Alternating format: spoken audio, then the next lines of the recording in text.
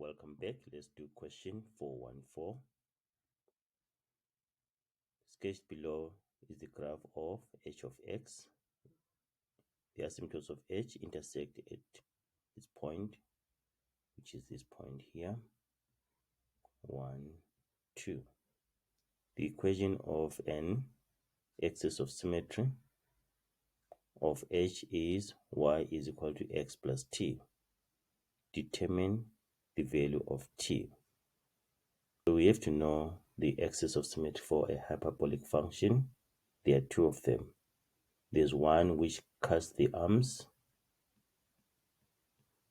and then if it's increasing like that, it is having a gradient of positive 1. So this one is y is equal to x plus c. From the equation of a straight line, y is equal to mx plus c.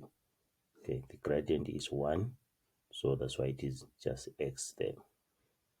Then there's another one which is between the arms.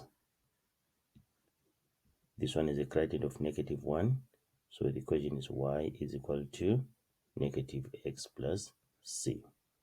So they pass through this point where the asymptotes meet.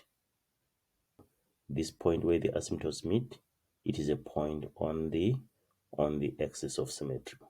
So now we're talking about this one here where the gradient is positive. So it is this one. Okay. So what we do, we substitute the x coordinate of this point and the y coordinate. So the x coordinate is 1, the y coordinate is 2. So we say y is equal to x plus t, then y is 2, 2 is equal to x is 1, then plus t, like that. And then we solve for t, subtract 1 from both sides of the equation, t is equal to 1. That's the answer.